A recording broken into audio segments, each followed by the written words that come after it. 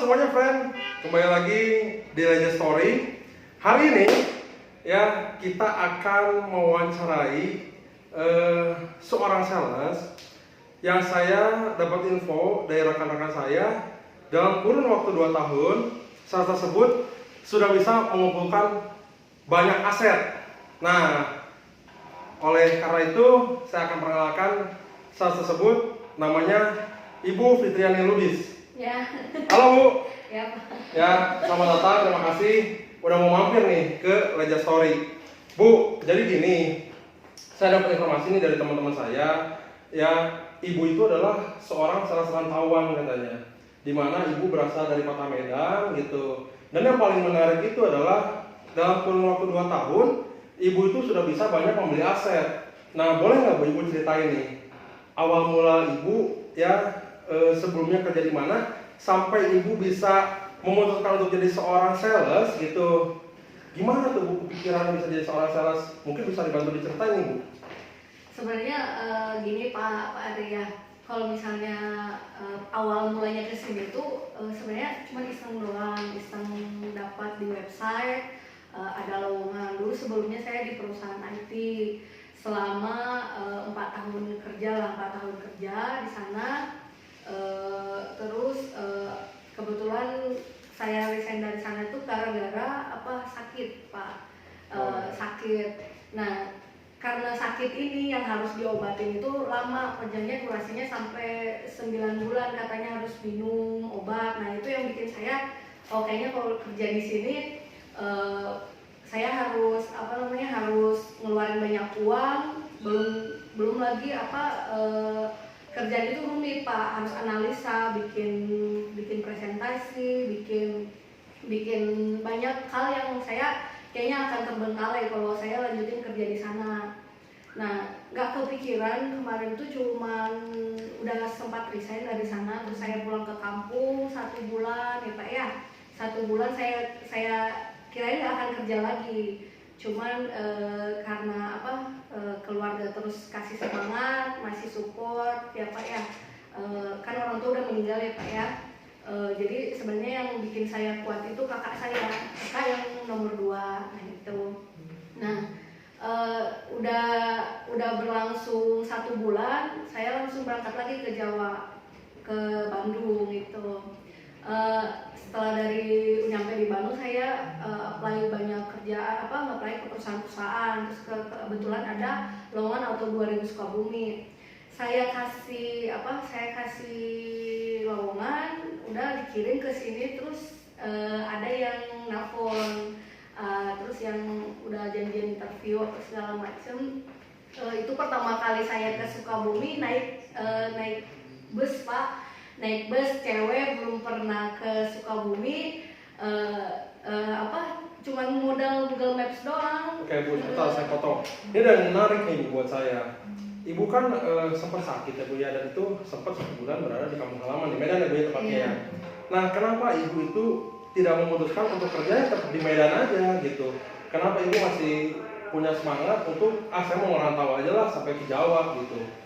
Kenapa Ibu nggak memutuskan untuk saya karena lagi sakit begini, ya udahlah saya kerja di Medan aja gitu? Kalau dulu di Medan sih udah pernah sempat nge-apply kerjaan juga udah pernah Pak. Cuman karena menurut saya di Medan sih menurut aku kurang cocok Pak.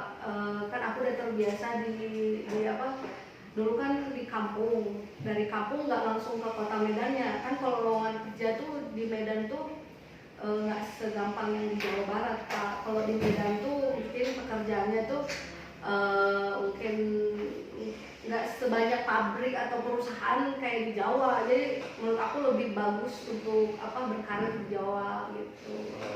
Makanya saya memutuskan untuk pindah ke sini, ke Jawa Barat gitu. Oke, terus Ibu banyak apply kerjaan ya. Pada akhirnya dapet itu lowongan pekerjaan di Auto 2000 Sukabumi. Sebenarnya aku belum tahu sebenarnya itu kerjaan seperti apa Pak awalnya. Aku cuma tahu kalau misalnya Auto 2000 itu Toyota, udah berarti aku mungkin di bagian adminnya apa segala macam atau ngapain lah, aku belum ngerti Pak sebenarnya.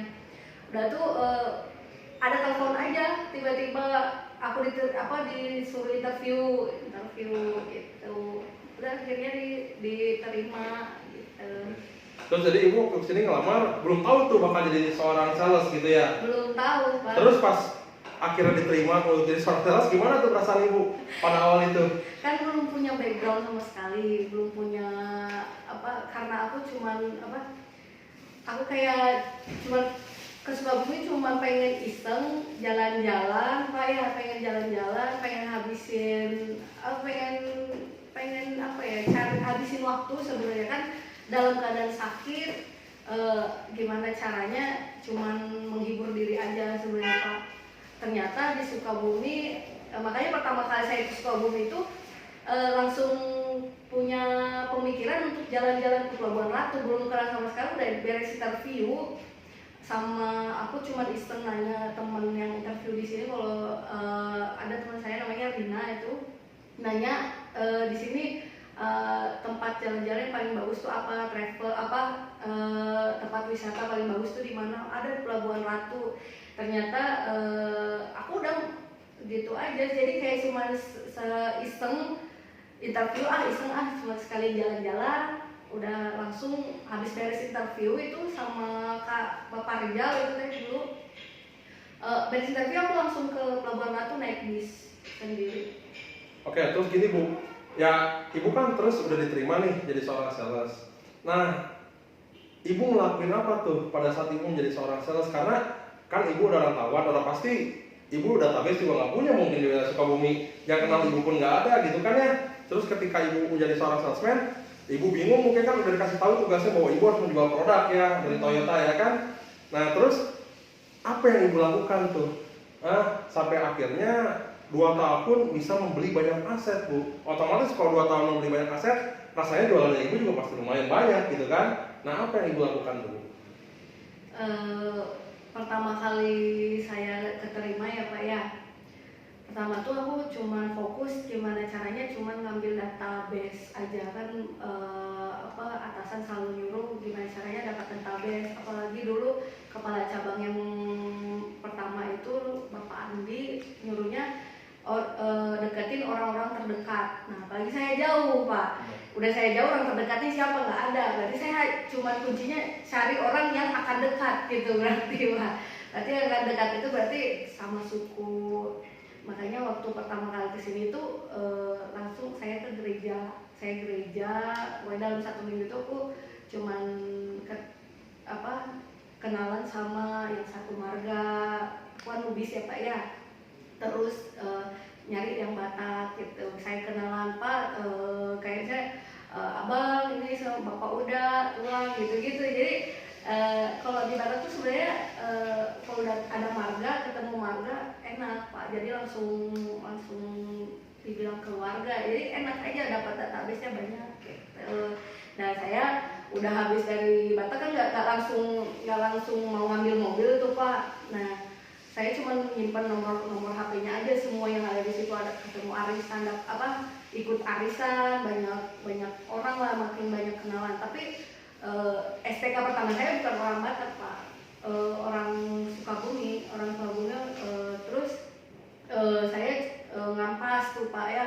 Sedihnya tuh udah dalam keadaan sakit, gimana caranya saya cuma berpikir, saya nggak mikirin aku harus jaga image, aku harus kesana, harus gimana. Pokoknya saya gimana caranya cuman bisa bertahan hidup itu doang. Terus saya gimana caranya biar bisa sehat, itu aja pemikiran saya Pak ya. Makanya minggu pertama tuh udah langsung bagi brosur dari Sukaraja ini Pak. Itu pertama kali aku dari Sukaraja ini semua sampai ke bawah itu udah pernah di bulan pertama tuh saya bagi brosur karena itu perintah dari atasan kan. Saya lakuin aja. Saya nggak punya beban apa-apa. Saya nggak mikirin perasaan orang, mikirin perasaan siapa yang menjaga siapa.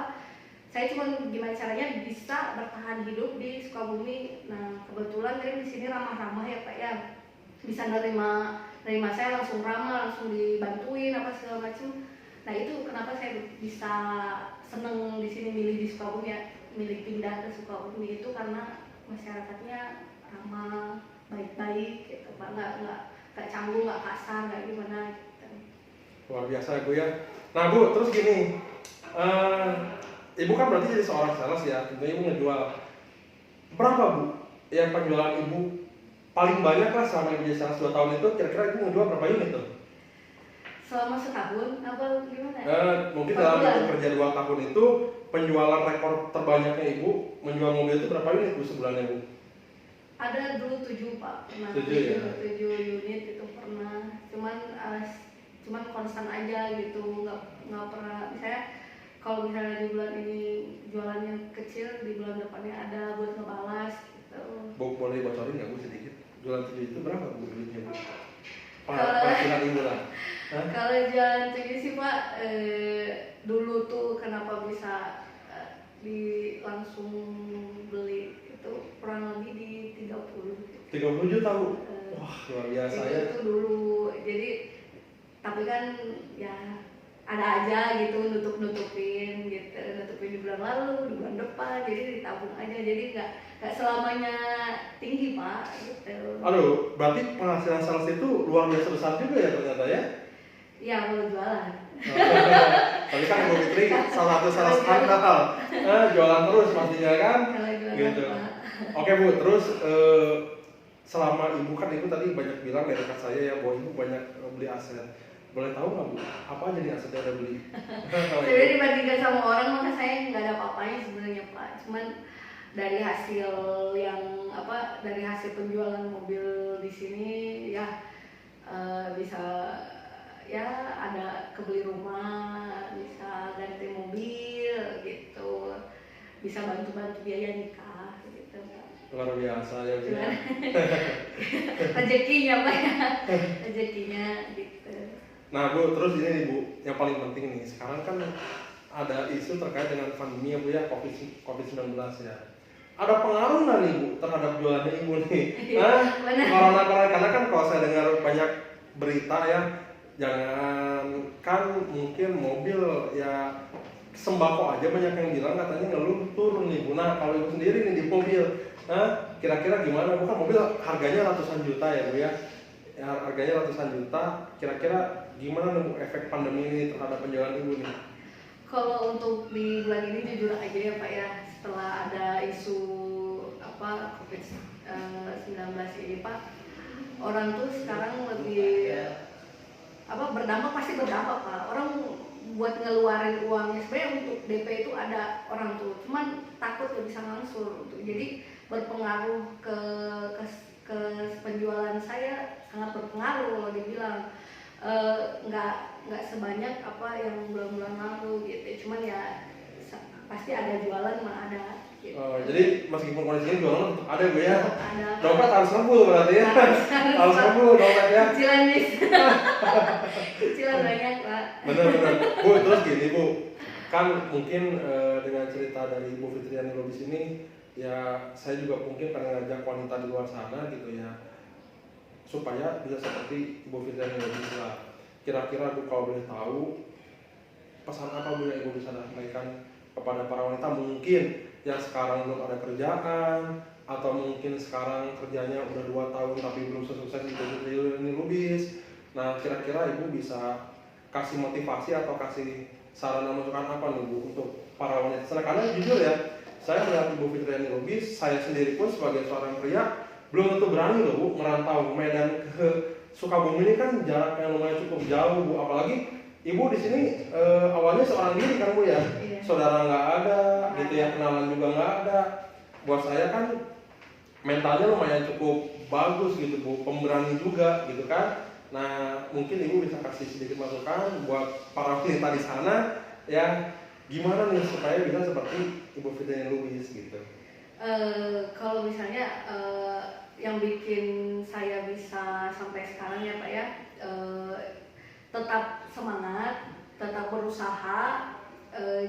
Kalau misalnya masih di luar sana masih bingung cari kerjaan, sebenarnya lebih ke hobi sih Pak. Cari kerjaan yang sesuai hobi aja. Nah, background saya kan sebelumnya memang ada sisi jualannya ya Pak ya. Saya dulu tuh nggak langsung jualan mobil, dulu sebelumnya itu jualan yang pernah sempat jualan krim, jualan kebaya juga pernah. Dulu juga saya punya usaha Pak, usaha sembako, udah sampai nyewa ruko 2 tahun. Jadi yang meskipun itu semua gagal, saya tetap punya harapan sebenarnya Pak ya. Selalu berharap, selalu berjuang, suatu saat nanti akan ada waktu yang tepat, ada masanya, semua akan manis pada waktunya gitu. Jadi kita cuman tetap, meskipun gagal tetap harus bangkit gitu. Udah gagal tuh nggak harus larinya cepat, enggak Pak. Kita harus tetap jalan, meskipun harus merangkak ya tetap harus jalan gitu. Jadi jangan stuck. Kalau udah drop, misalnya udah gagal, usaha udah gagal, bisnis misalnya gagal, di kerjaan gagal, prinsip saya hanya cuman berjalan saja gitu. Terus jalan, meskipun nggak bisa cepat jalan, nggak bisa lari kayak orang-orang, ya merangkak pun nggak apa-apa gitu. Yang penting mah tetap maju gitu. Buat kalian para wanita di sana, ya sudah lihat, ya sudah dengar sendiri masukan atau saran dari Ibu Fitri Lubis.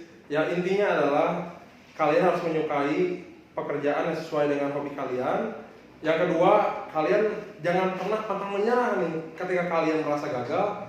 Ya tetap lakukan itu, karena pasti di balik kegagalan selalu ada keberhasilan. Ya bukan begitu? Benar, gitu. Nah teman-teman, kalian juga kalau misalnya pengen tahu keseharian Ibu Fitri Lubis, Bu Fitri punya ini ya katanya Instagram sama YouTube ya? Punya. Boleh Bu punya, disampaikan apa Instagram sama YouTube-nya? Jangan lupa di like ya YouTube saya, Borul Lubis Channel. Di videonya bisa, kalau mau lebih kenalan ya, lebih mau tahu banyak tentang saya, ada di subscribe aja di bawah ini gitu, link YouTube saya. Instagramnya Fitri Lubis aja. Fitri Lubis, banyak dong penggemar ya. Selain cantik ya, berpenghasilan ya, punya banyak aset. Lalu Ibu cowok-cowok mana nih Bu yang mau sama Ibu? Bapak mau bisa aja. Tapi Ibu udah lama kan Bu? Udah nikah. Oh udah nikah. Tadinya saya kalau belum nikah udah saya akan cerah jawab Bu. Udah nikah. Canda Bu. Ya. Ya udah mungkin sekian teman-teman ya video dari saya. Mudah-mudahan kisah dari Bu Fitri Lubis ini dapat menginspirasi teman-teman, ya dapat memotivasi teman-teman gitu. Yang bagusnya kalian ambil, yang jelek-jelek kalian ambil. Ya terus dukung support Leja Story teman-teman dengan cara mensubscribe. Ya kalau kalian suka kalian pencet tombol like, kalau kalian nggak suka kalian boleh dislike. Dan yang paling penting tolong bantu share video ini teman-teman. Ya siapa tahu ada teman-teman kalian yang lagi bingung, nah ini salah satu video yang dapat menginspirasi. Ya mungkin dari saya cukup sekian teman-teman, mohon maaf apabila ada kekurangan.